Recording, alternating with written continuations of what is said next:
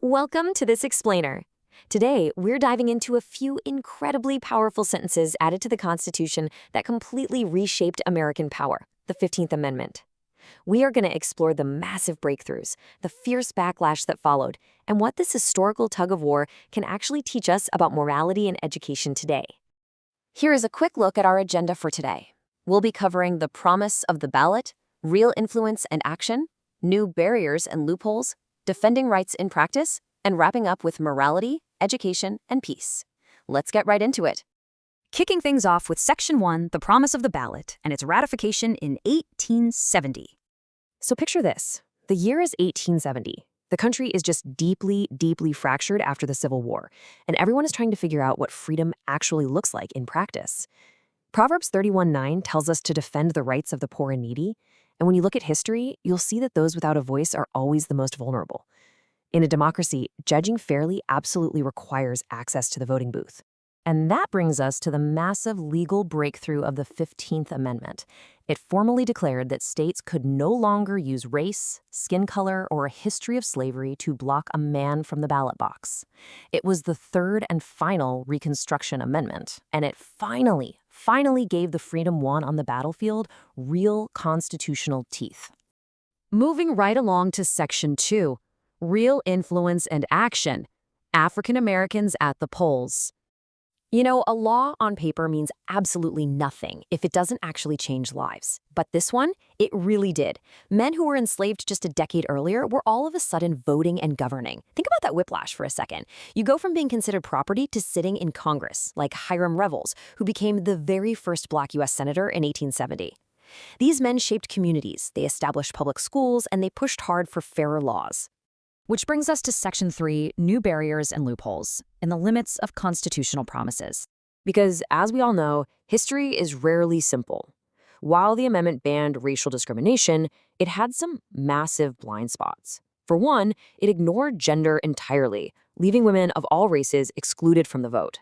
And honestly, even worse, it only forbade denying the vote specifically because of race.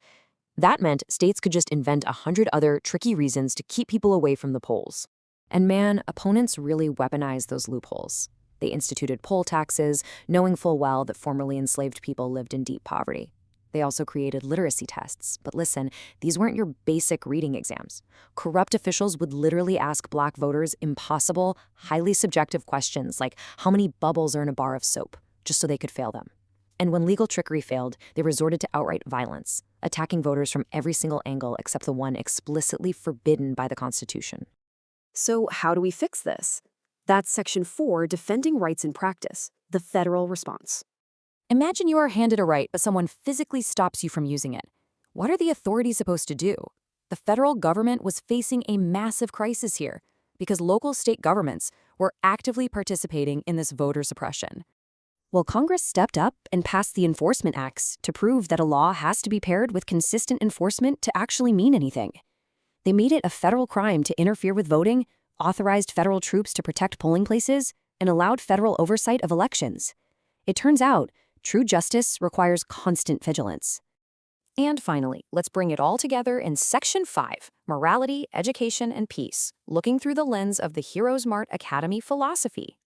Take a quick look at this recap of your homework questions, which basically summarizes the history we've just been talking about.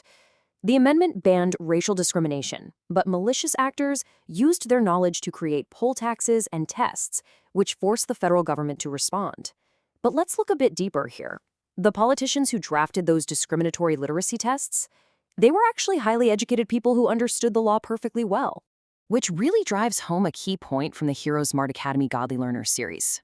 What on earth is the point of being smart enough to create clever loopholes if those choices are just used to hurt other people? Opponents use their extensive legal training to oppress their neighbors completely legally.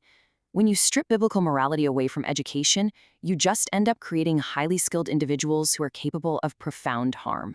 So as we wrap up this explainer, I want to leave you with something to really chew on. How will you combine your education with biblical morality to bring peace rather than harm to the world around you? The 15th Amendment shows us pretty clearly that laws alone just cannot fix the human heart. If you want true peace, your education has to be guided by strong moral foundation. So ask yourself, are you learning simply to gain power, or are you learning to defend the rights of the poor and needy?